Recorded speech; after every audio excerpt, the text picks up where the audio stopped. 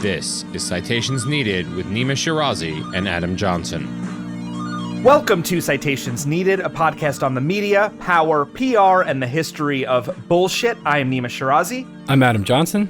Welcome to Season 6 of Citations Needed. Adam, we've been doing this since 2017. We are now back for our 6th season of Citations Needed. We cannot thank you all enough for listening to the show, for supporting the show. Of course, you can follow us on Twitter at CitationsPod, Facebook, Citations Needed. And if you have not already, please do consider supporting the show through patreon.com/Citations Needed podcast. We are 100% listener funded. We don't run any commercials. We don't have any corporate funding. We keep this completely independent, and the way we do that is because of the support we get from listeners like you.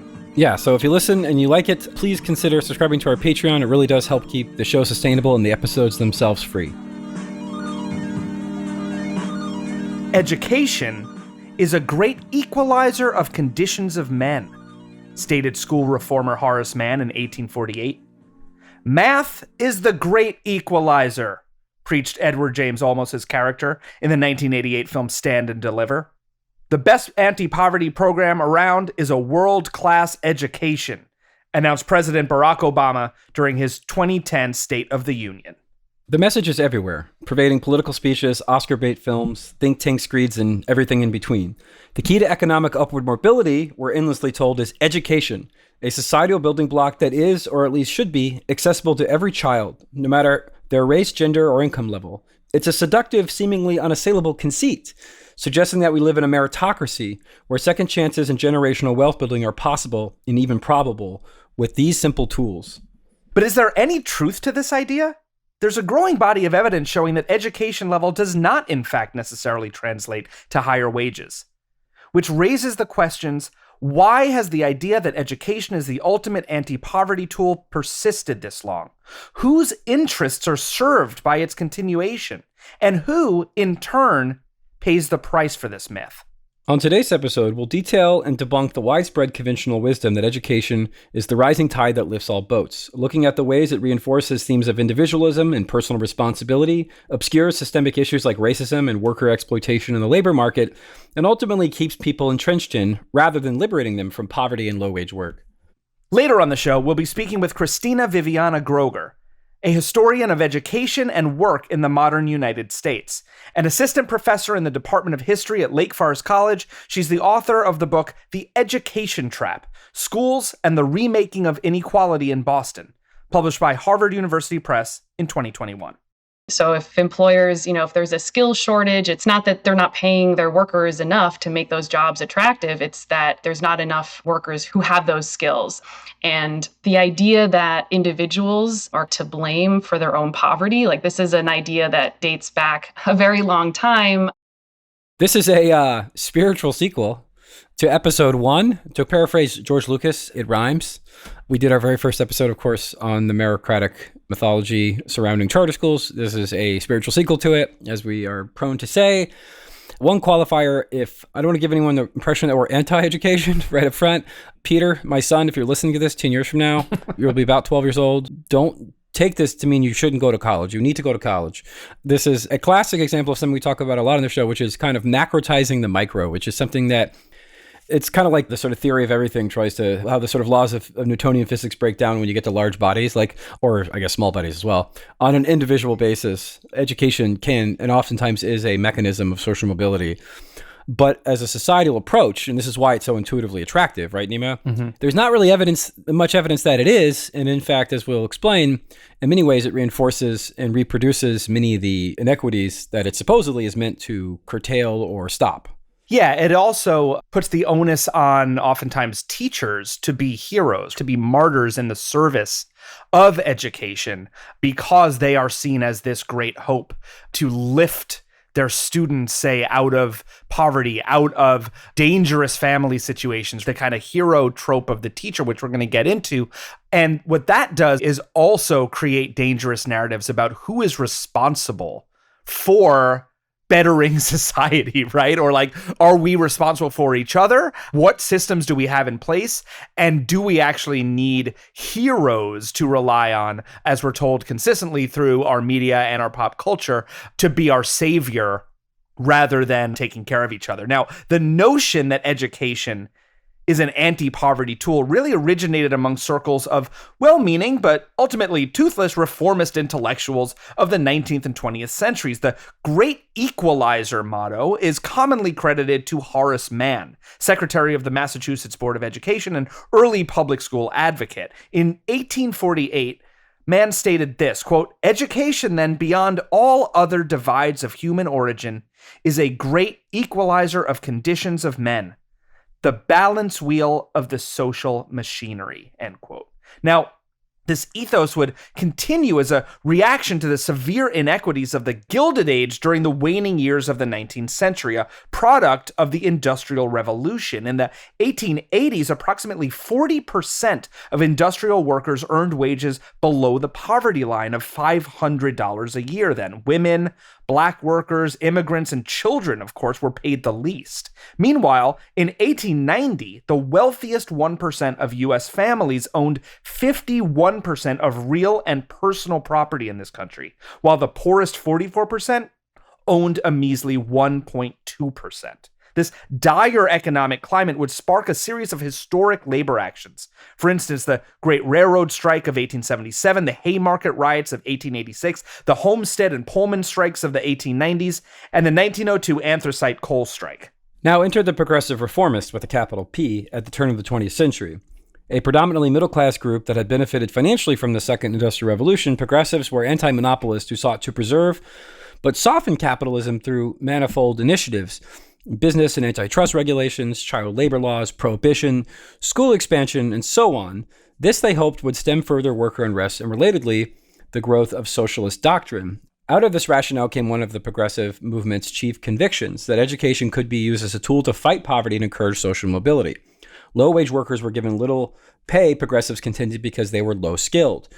They therefore championed the rise of vocational education in areas like carpentry and agriculture for boys and domestic economy for girls. These schools garnered the support of industry, as well as the programs would undermine the influence of craft unions. Our guest on today's episode, Christina Groger, explained this more in an interview with Jacobin magazine just last year. She said this, quote, "There are almost no unions in white-collar work at this time, and basically no opposition to expanding training. Craft workers had organized power in the form of craft unions, and that power came from their ability to control access to specific skills through the union apprenticeship process. Employers of craft workers were very eager to get around the craft unions and the apprenticeship process, both because it regulated the wages they had to pay apprentices and because employers don't like unions and wanted to undercut the basis of their power," end quote. Around the same time, public high schools were spreading throughout the U.S. Between Reconstruction and World War I, the number of public high schools increased, by some estimates, from fewer than 100 to more than 6,000. Through public high school, students, mostly white women and second-generation immigrants, suddenly became eligible for the burgeoning post-industrial revolution white-collar positions like clerk, secretary, typist, and accountant. Groger argues that although this was only the case for a fraction of students and laborers, it became a material basis for the notion of education as an engine of social mobility. In addition, from the start, the notion overlooked the material constraints many low-wage workers faced at the time. Many domestic and low-wage workers didn't have time to go to these schools, for example, and many black workers weren't in low-wage positions because of a lack of skills or education, but because of racism in the labor market. In the years following World War II, economists began to seize on this ideology, popularizing the term human capital to refer to individual skills and knowledge as economic assets. In his 1946 book, Education and Economic Change, economist Alan G.B. Fisher claimed historically human capital, quote unquote, had been neglected, as evidenced in, quote, the limitations of imperfect systems of education, end quote. Fisher suggested that a scarcity of skilled labor was detrimental to the economy and proposed solutions like universal primary education and worker training. In the ensuing years, members of the economics department from the University of Chicago, one of the country's most right-wing academic institutions, further built on this idea. In 1961, Theodore Schultz, then head of the University of Chicago Economics Department, authored an article entitled Investment in Human Capital. And it stated this, quote, "Many paradoxes and puzzles about our dynamic growing economy can be resolved once human investment is taken into account. Let me begin by sketching some that are minor, though not trivial. When farm people take non-farm jobs, they earn substantially less than industrial workers of the same race, age, and sex.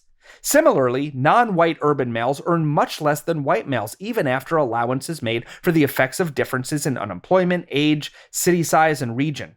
Because these differentials in earnings correspond closely to corresponding differentials in education, they strongly suggest that the one is a consequence of the other.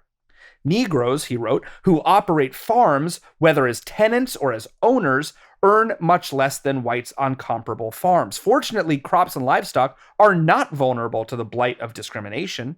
The large differences in earnings seem rather to reflect mainly the differences in health and education, end quote. Somewhat incredibly, racism and the history of slave labor in the U.S. are not factors in Schultz's mind. No, of course not. By the early 1960s, Schultz, along with the University of Chicago economists Jacob Mincer and Gary Becker, had refined what would become known as human capital theory. The idea that a worker's compensation was a reflection of their skill level, usually measured in terms of individualized markers like education and training, without accounting seriously for any systemic factors such as racism, misogyny, deunionization, corporate profit structures, and so on, keeping workers mired in poverty.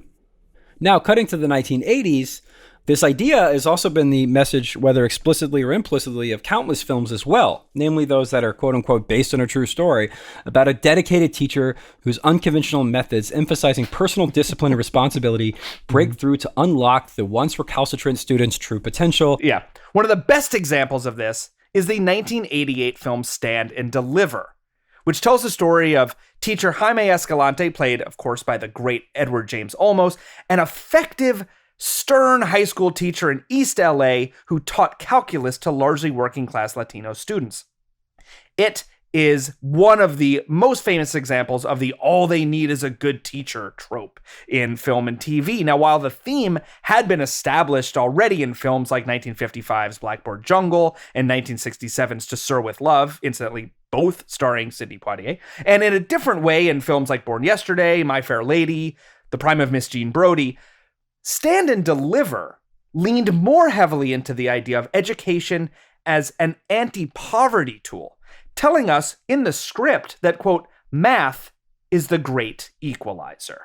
There will be no free rides, no excuses. You already have 2 strikes against you. There are some people in this world who will assume that you know less than you do because of your name and your complexion. But math is the great equalizer. When you go for a job, the person giving you that job will not want to hear your problems, and neither do I. You're going to work harder than you ever worked before. And the only thing I ask from you is ganas, desire. So here we have this very in vogue Reagan-era patronizing idea that minority poverty, or quote-unquote ghettos, were the result of a lack of education. That if only they could get better education, they would lift themselves out of poverty, and we would close the racial wealth gap and end the institutional poverty of our country's ethnic minorities. We would see the return of the teacher as savior theme in the following years. It's, of course, perfectly laudable to portray teachers as heroes in books and television and film, and obviously we're pro that. We're very pro teacher as hero narrative. Definitely, especially if it's, my wife's an educator. It's true. You're legally required to say that.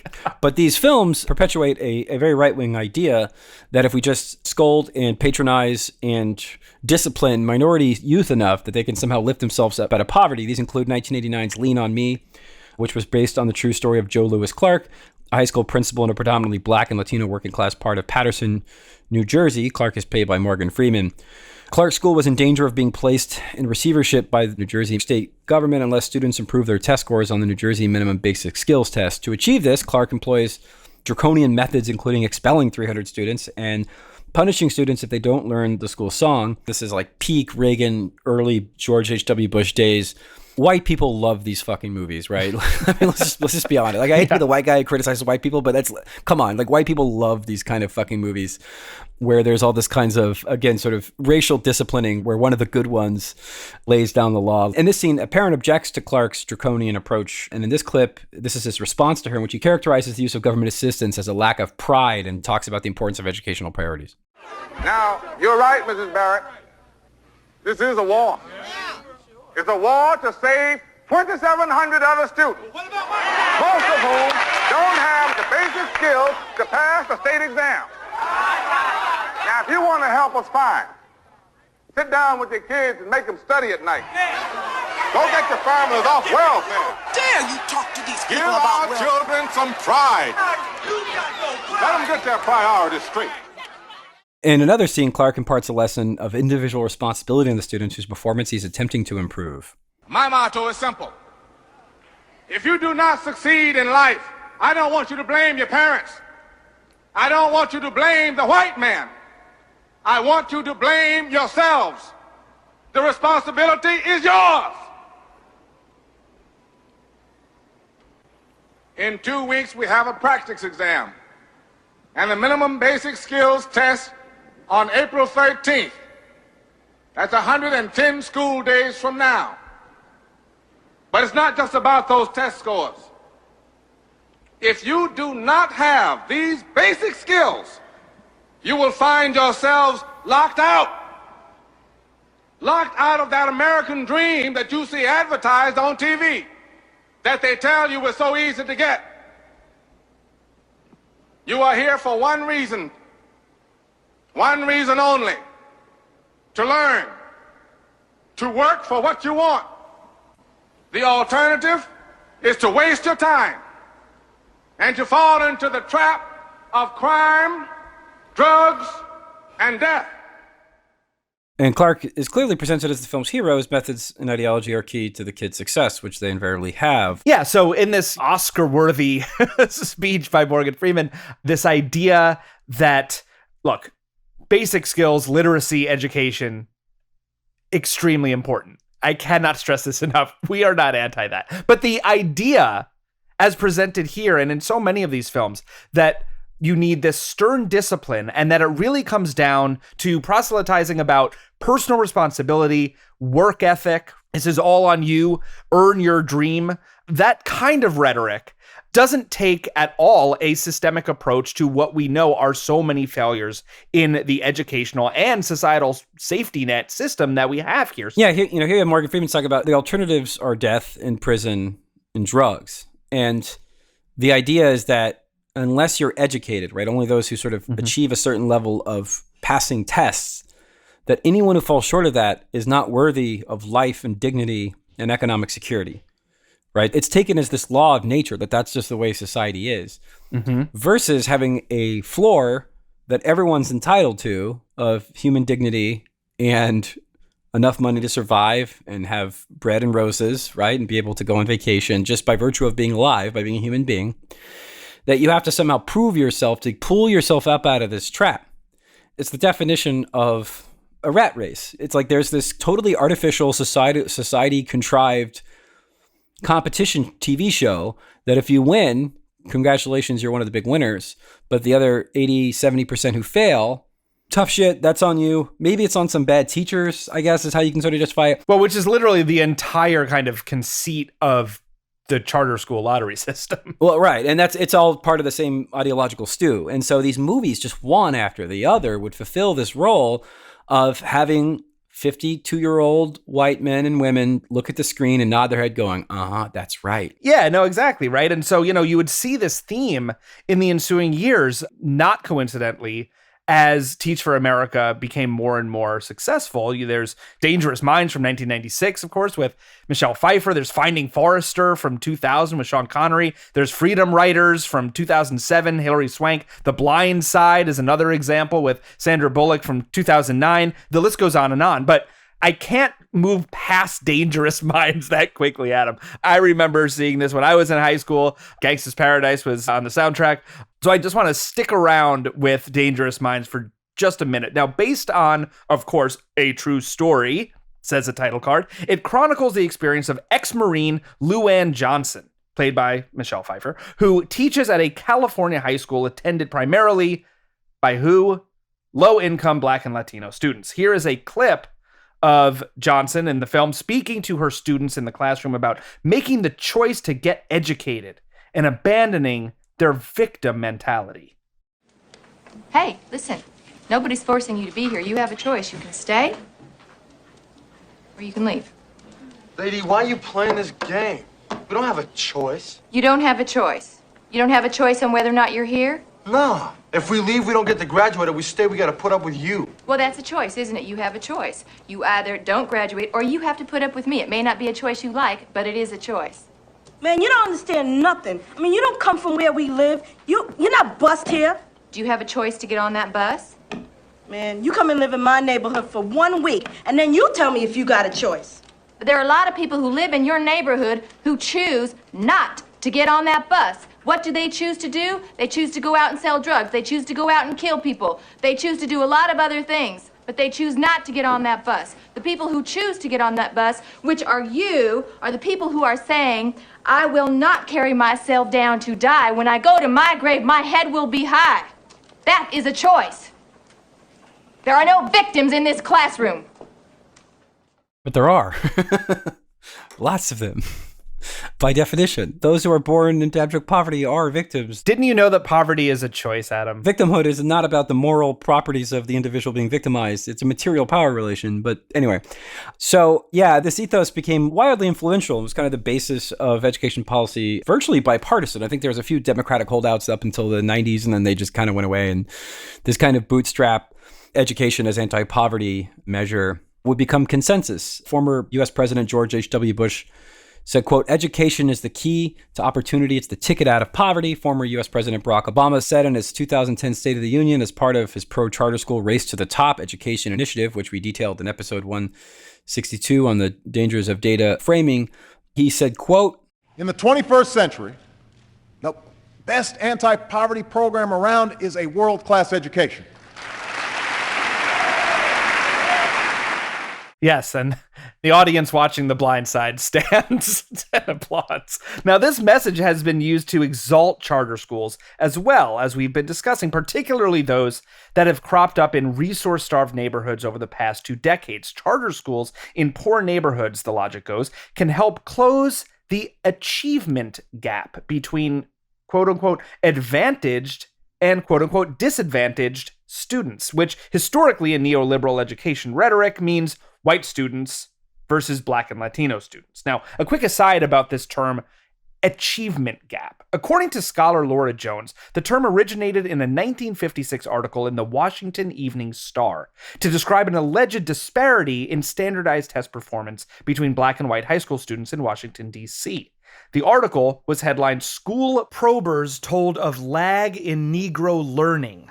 The subhead is, D.C. Survey Shows Achievement Gap in Senior Highs. Now, Jones notes that this term was effectively cooked up by segregationists, using spurious data to make an ostensibly scientific case for resegregating schools. The timing here is important to note. 1956 was just 2 years after the 1954 ruling in Brown v. Board of Education, which found that school segregation was unconstitutional. Since then, the term achievement gap has exploded in news media and elsewhere. This happened most acutely in the 2000s, when achievement gap rhetoric would be used to bolster initiatives like George W. Bush's No Child Left Behind and Barack Obama's Race to the Top, both of which penalized, quote-unquote, failing public schools in order to pave the way for charters. Arne Duncan, Obama's Secretary of Education and former CEO of Chicago Public Schools, yes, they call it CEO because I guess it sounds very corporate-y,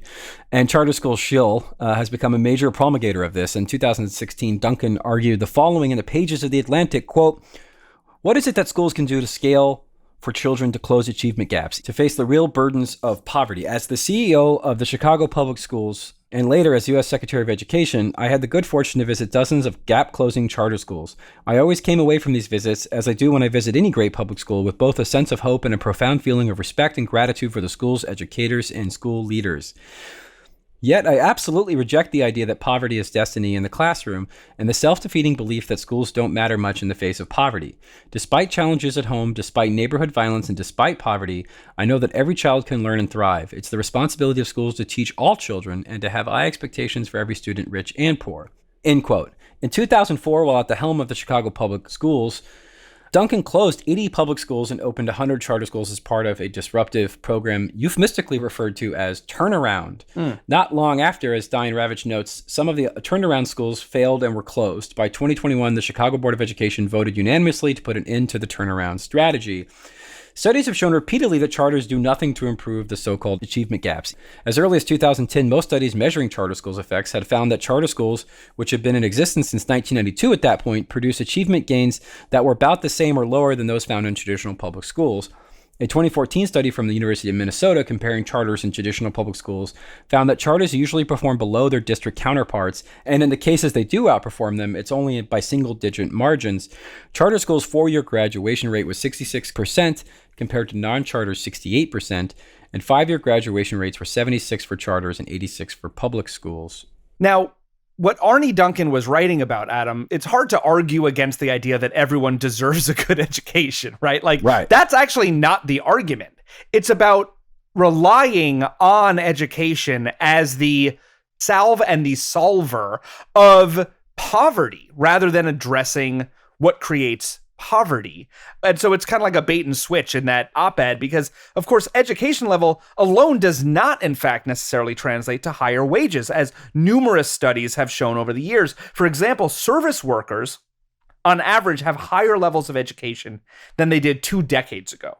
A 2017 report from the Government Accountability Office expressly stated that, quote, increases in educational attainment have not led to higher wages, end quote, and found the following: that about 22% of Americans who earned between $12.01 and $16 per hour held college degrees, compared with 16% back in 1995. The percentage of workers who had at least a high school diploma yet earned the federal minimum wage or below increased from an estimated 70% in 1995 to 80% by 2016.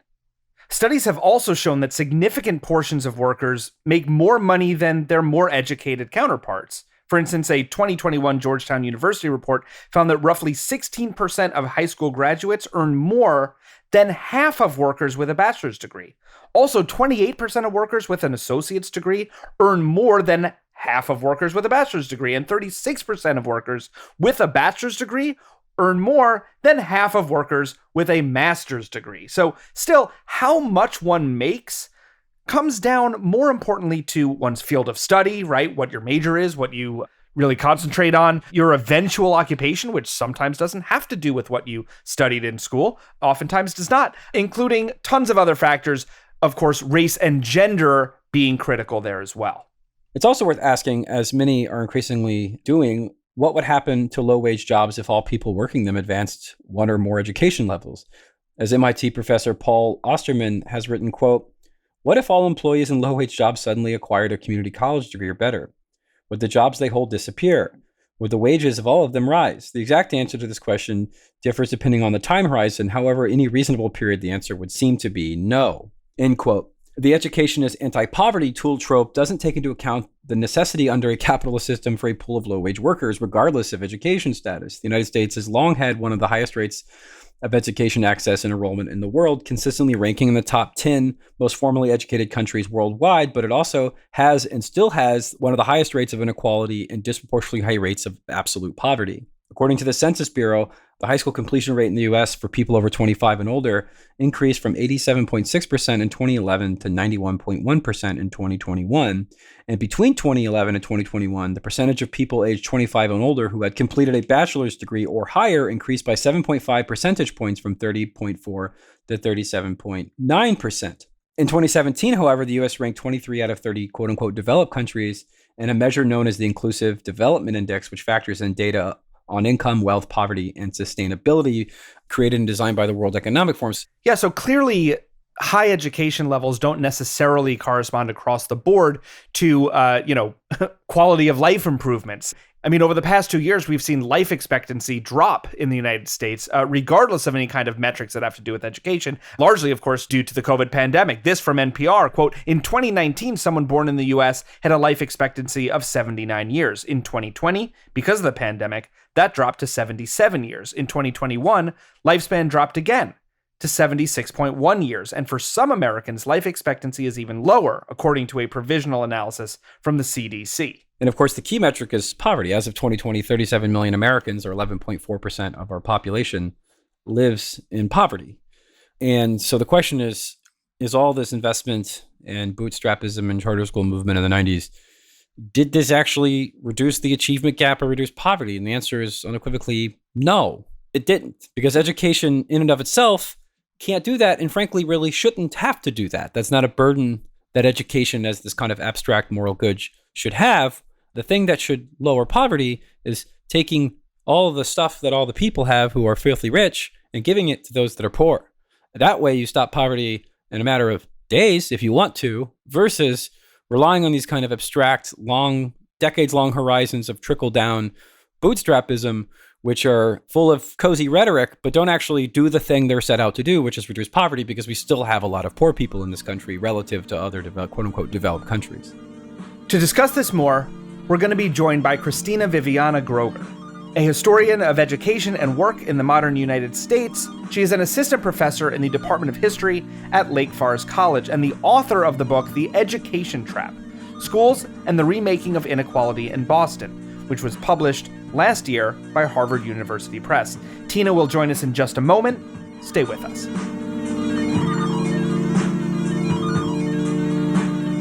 We are joined now by Christina Viviana Groger. Tina, thank you so much for joining us today on Citations Needed. Thanks so much for having me. So the truism that education is a mechanism for reducing inequality and poverty is simply taken for granted in liberal and conservative circles alike. While this is certainly true on a micro level, like, for example, I want to tell my child or insist that my niece go to college because theoretically the outcomes are better. On a macro level, this premise begins to break down, and I think many people kind of intuit a micro level with a macro policy. On its face, it makes sense, as you write about and talk about a lot. So I want to sort of begin from a 30,000 foot, to use a horrible corporate cliche, talking about this premise, what theories it's based on, and what, just as a sort of real quick cursory explanation, what is the fundamental problems with that assumption? So I think the kind of broad theory behind the idea that more skills equals higher wages, that's sort of the economic theory of human capital. And the premise is that if you can increase the skills of everyone, especially those at the bottom, then that will compress wages and overall reduce inequality. And I think there is a grain of truth to this story. And I think that's important to recognize that historically and in the present, right, like gaining skills for many workers, but not all workers, gaining skills did lead to real social mobility. And at times, usually like the middle of the 20th century, we point to as a time when education hugely expanded. And that was also a time when inequality went down with the huge expansion of public college. And it also fits a huge expansion of education in the early 20th century that I write about in my book, especially around white collar work, where, there really was, for lots of working class students and women, for the first time, accessing the skills provided in schools did lead to social mobility and higher wages. The problem is that equation really breaks down in a lot of cases in practice and does not apply to everyone. And I think the most obvious example of this is discrimination, right? If you are an African-American man or woman and you have all the skills possible, but the decision of an employer not to hire you means that you will make no wages. And so certain groups of people, especially African-Americans or recent immigrants, get put into occupational categories, usually low-wage work, not because they don't have the right skills, but because of systemic discrimination. And on the broader level, too, there have also been periods of history when education has expanded, but inequality has actually gone up. And this is the early 20th century is the case study that I look at a lot. And in that case, what we actually see is throughout the whole educational system, although many people did, this is the time when like public high schools become huge institutions and really expand. And those helped a lot of students and a lot of future workers. But it was also the time then that colleges were able to kind of consolidate their central role for the first time, really in leading to the top corporate and professional positions when they had not played that role before. as everyone is getting more education, the top, both colleges and kind of the economic elite, can just consolidate their advantages more. And so this idea that just by expanding education on a systemic level, we're going to somehow reduce inequality, that doesn't really account for what's actually happened. But this is a very useful truism, as you said, because it's also one that really doesn't challenge the power of employers or challenge the status quo or challenge the power of those with the most power. And so the example that I talk about in my book is that, for women and immigrants going into white collar jobs for the first time, like that was real social mobility for them. And that's important to recognize. But at the same time, for employers, it was actually a way for them to cut costs because women, right, were paid half as much as men, entirely non-unionized sector, whereas craft work, that white collar work and new sort of engineers and managers try to cut down on and replace, that had been one of the few sectors of work where workers had real power. So we can see the growth of education as both a form of social mobility for those that got it, or for certain groups that got it, but also essentially kind of a union busting or an attempt to control the workforce in new ways through like shifting the workforce towards workers that had less power than different ones. Well, right, because it then establishes just a new way for some people, some segments of the society, some communities to have to, as always, work twice as hard and get half as much. And I think that, part of this truism, as we've been calling it, that I want to dig deeper into is the idea that the burden, as you were saying, continues to rely on individuals. These are not then systemic issues. You get to kind of have this platitude of more education equals less inequality. But again, then the burden of fixing inequality is on not for an entire society to make sure everyone is educated in a certain way, but for individuals or their families to have to figure out how to educate themselves, right? They need to work harder, they need to get better grades, collectively pull themselves up by their bootstraps, to use that hackneyed metaphor, rather than saying have a robust redistributive policies that just take money from the rich, provide more for the poor, which would in itself just go a very long way to fixing inequality. But how does this narrative of education as an anti-poverty program deliberately avoid these messy questions of, say, higher taxation for rich people or creating a strong social welfare state? Yeah, well, I think, we have to think about who this narrative benefits, right? And why we would want to avoid those messy questions. So I think from an employer's perspective, this narrative of putting burden on the workers rather than themselves, rather than the state, it kind of absolves those in power from responsibility, right? And so if employers, if there's a skill shortage, it's not that they're not paying their workers enough to make those jobs attractive. It's that there's not enough workers who have those skills. And the idea that individuals are to blame for their own poverty, like this is an idea that dates back a very long time, and in the progressive era, it was often, proposed, education was a popular solution because it didn't require real sacrifices and it didn't challenge sort of power dynamics really in society broadly. It provided a kind of easy and very popular program for either charity that would be based on, providing, say, domestic workers with more skills in domestic service so they could become better servants, right? Those are just called fellowships and scholarships now. Yeah, right, or internships. Yeah.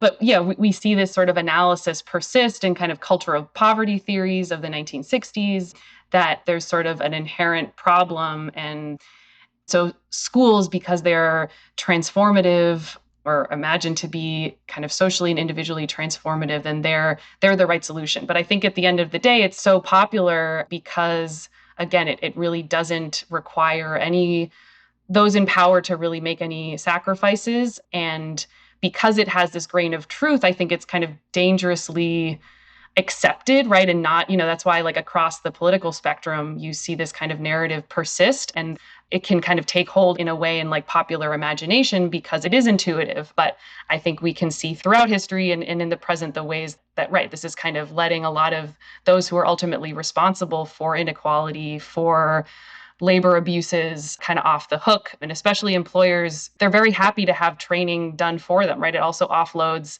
their cost of training, and it basically provides free training through the public school system rather than employers doing it themselves, for instance, which they used to do, in the 19th century. Yeah, because you want them to learn how to make a widget, but you don't want them to learn about radical politics or literature. Right. That's the Koch brothers education model. And if they do that, then they better have lifelong student debt. Right. Their children can, to be clear, but not the workers. But that's a separate episode. But I do want to talk a little bit about the charter school movement, something we've criticized quite a bit on the show for being astroturfy, billionaire-backed, et cetera, teachers union busting. But much of the narrative of the charter school movement is propped up by this truism that education is an anti-poverty program. It's sort of the opening premise of Davis Guggenheim's grotesque propaganda film Waiting for Superman, where he's like, here are these poor black kids who are poor because they don't have the opportunity.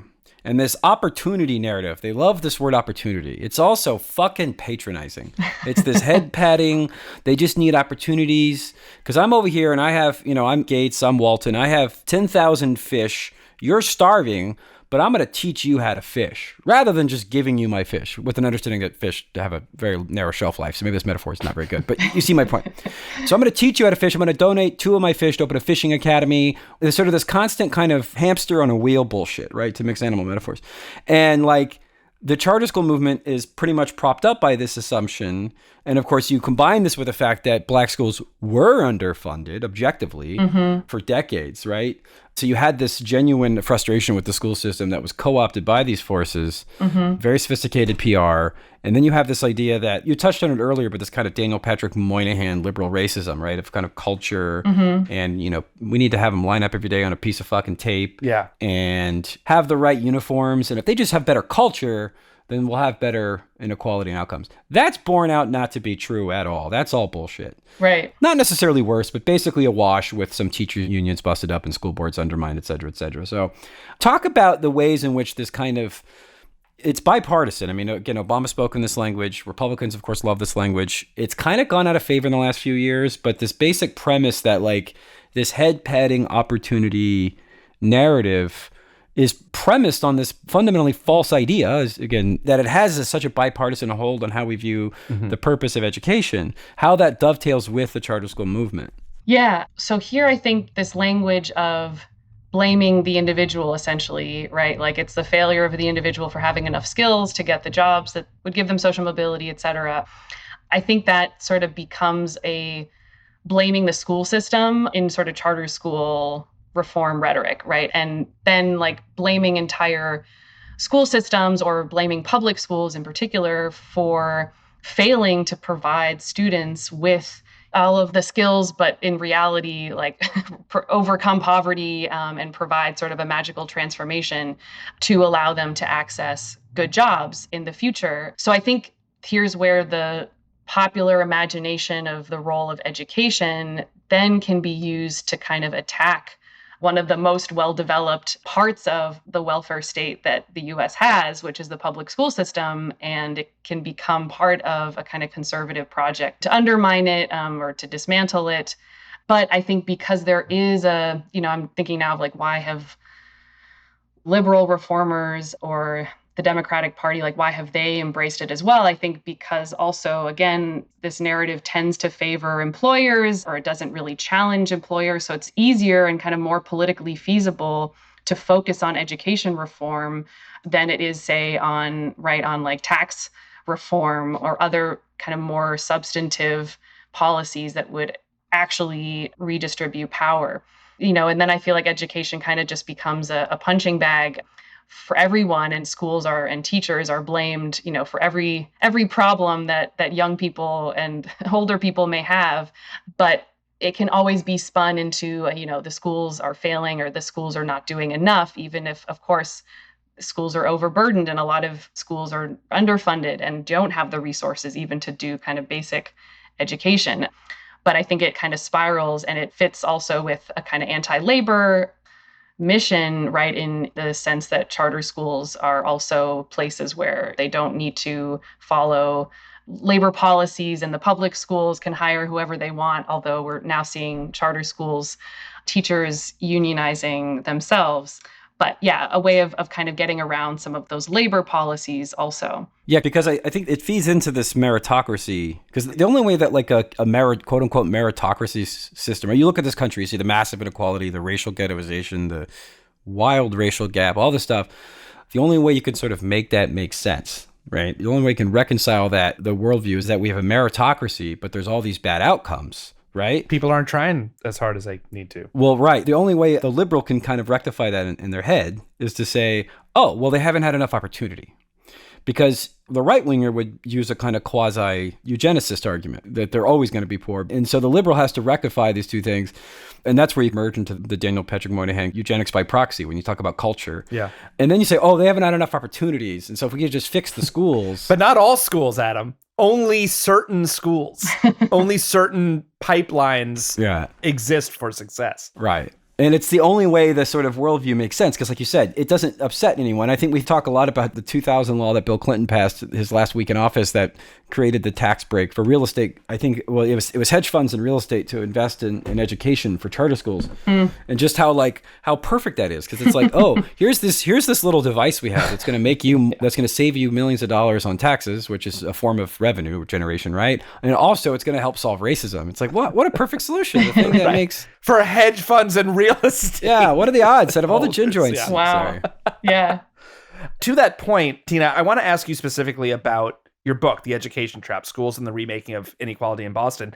And there's a word in the subheadline that I actually really want to focus on, which is remaking. Mm-hmm. The remaking of inequality. Can you talk to us a bit about the approach that you took in your book, what you found, and where that remaking, right, not just establishment of inequality in Boston, right, but that something existed and then it was remade in a certain way, and how that relates to schools and education?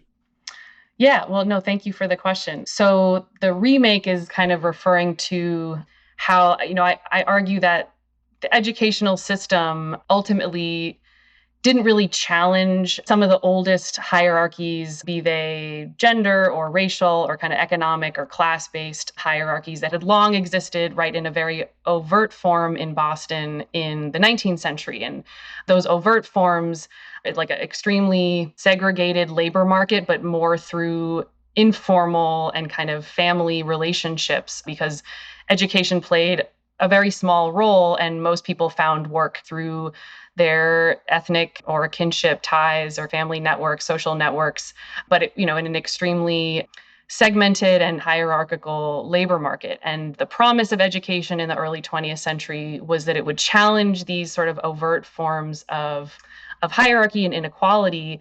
But what we end up seeing is actually how, through the creation of a very tiered educational system, and so I talk about, K through 12, but also then what's happening to colleges in the early 20th century too, and universities and professional schools, you kind of see the basis of what the economic elite or the financial elite, it switches from a sort of small family-based concentration of wealth to something that's then actually reproduced through schools. So through Harvard University, most obviously, but the way that in the sort of reforms that happen in universities in this time period, it's, universities very actively try to establish connections to economic and professional elites to become like the new training ground for those groups.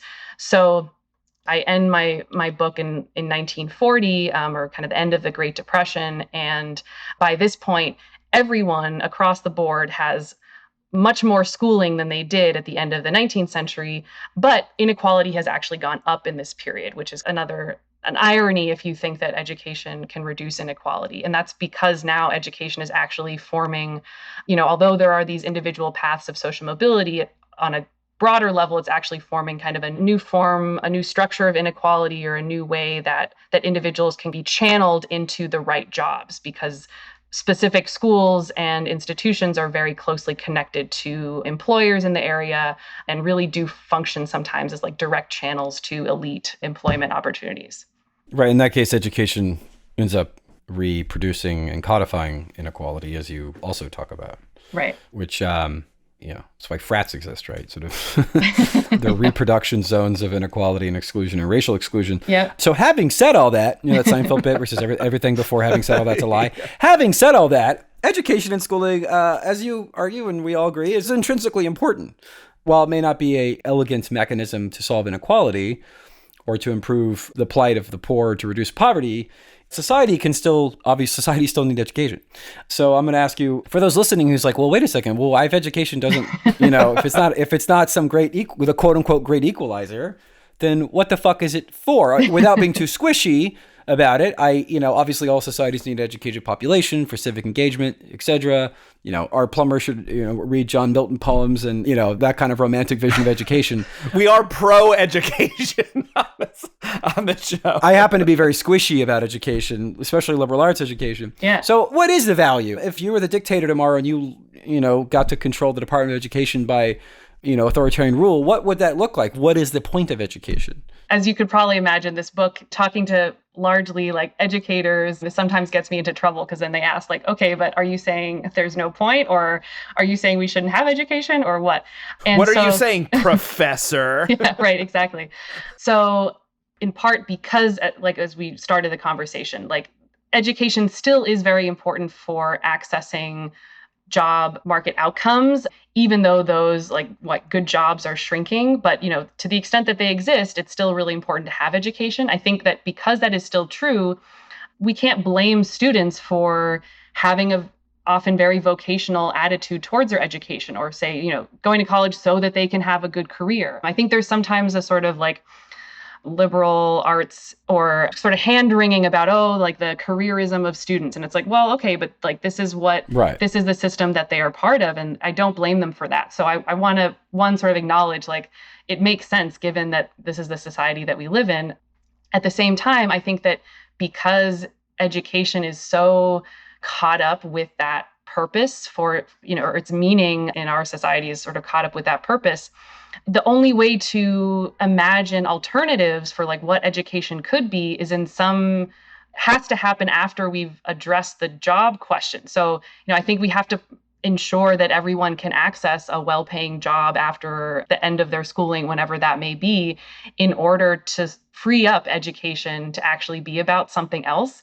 In some ways, it's almost like we can't really decide now, because in the future, we would be able to really reimagine what education could be. And I think there it would have a lot more to do with fostering creativity and curiosity and learning from other people. I mean, I started out as very enamored with John Dewey. That got me interested in education in the first place. And I think in some ways, right, all of those ideals are still true. We should learn by doing, and sort of his idea of education fostering democratic practice.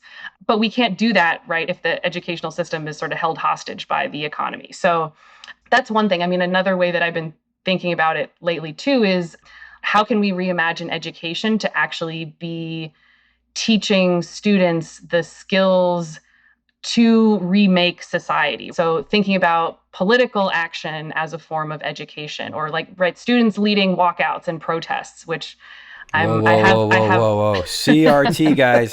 Someone call Ben Shapiro.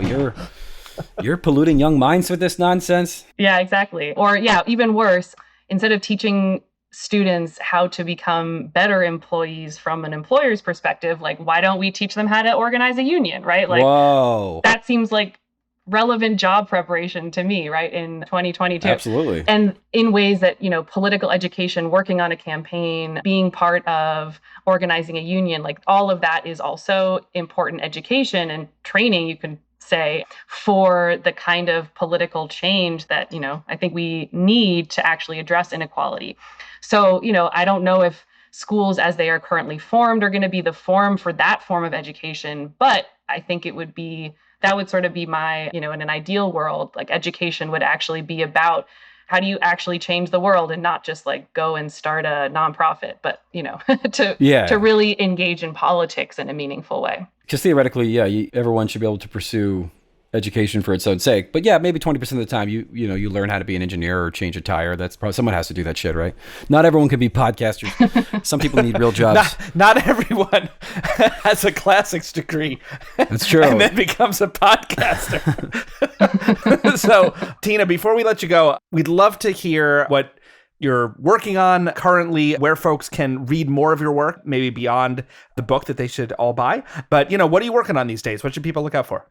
Sure. So, well, I published an article about it's called The Fight for a Public University in Boston that kind of came out of this book project. So there's a long and interestingly, organized labor was one of the chief advocates from the very beginning, from the 19th century, saying like workers should have access to higher education, which I don't think everybody necessarily knows. But there's an interesting kind of long history because Boston was one of the longest, or it didn't have a public university until the late 20th century. So there's sort of a long and interesting history of just fighting for public education in Boston. But the question of skills and sort of how we determine what is low skilled or high skilled work, and just sort of the social determinants of the sort of historical context and all the sort of racial and gender assumptions that go into determining what skill is was definitely a central question in the previous book, is also one that I'm thinking about, and I'm trying to think of ways that we can break down some of the assumptions we have about skill, but in a sort of historical way. And thinking about gender and immigration in particular and how that relates to the question of skill is something that we'll see where that goes, but that's sort of where my brain is right now. Awesome. Well, we will definitely look out for that. We've been speaking with Christina Viviana Groger, historian of education and work in the modern United States, an assistant professor in the Department of History at Lake Forest College. She's the author of the book, The Education Trap, Schools and the Remaking of Inequality in Boston, published by Harvard University Press in 2021. Tina, thank you so much again for joining us today for this back to school episode of Citations Needed. Yeah, thank you so much for having me.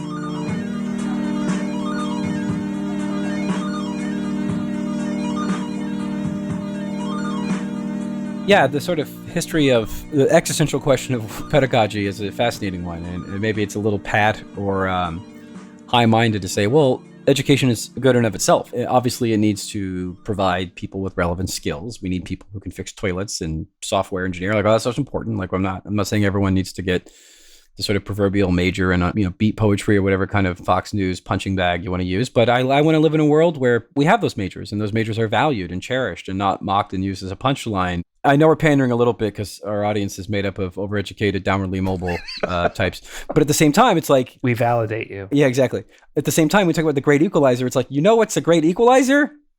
Taking shit from rich people and giving it to poor people. Equality. This one weird trick. Yeah. Doctors hate them for... Yeah, it's like there's this really easy thing you can do, which is to take the thing that people have and give it to those that don't have it. This is one really great way of creating a more equal society. Maybe not completely equal, God forbid, but reducing poverty. We could reduce poverty overnight if we wanted to reduce poverty. So we have to come up with these. We're like a carnival barker trying to trick you into playing a game at a carnival, right? Sort of throw the baseball at the glass or to get the big stuffed animal. There's a showmanship involved in doing all this elaborate exotic shit that doesn't involve actually just creating a more equal society through the mechanism of government redistribution, right? And so we're constantly being sold different schemes and shell games and elaborate tricks to give you the illusion that you have some agency, when in reality, the solution, and again, I know it's not that simple, but it kind of is.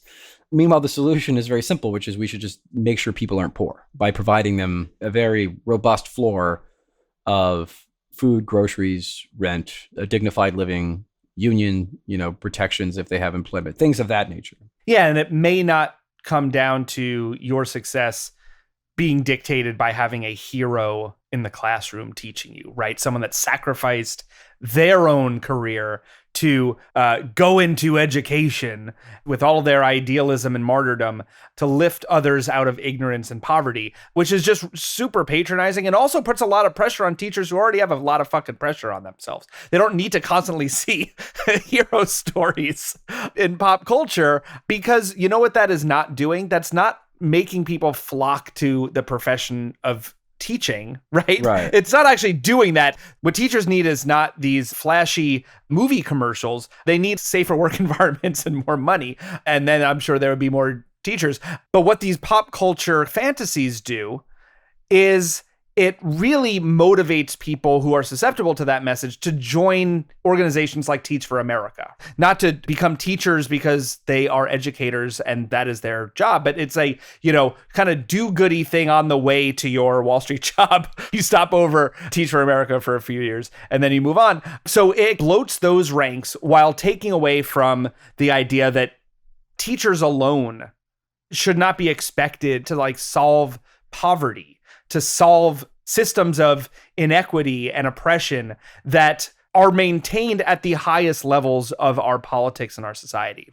And so creating these kind of individualistic hero narratives that have to do with personal responsibility and Protestant work ethic, and kind of imposing that not only on students, but their teachers to all be heroic in the face of oppression, is really a fucked up message to send. Yeah. Again, it's all part of the carnival game, right? Sort of, you need the illusion that you're going to knock that piece of glass over and win the teddy bear. Yeah. It's all tricks to get you to not think about the thing we should be thinking about, which is, holy shit, we have a lot of very, very wealthy people in this country.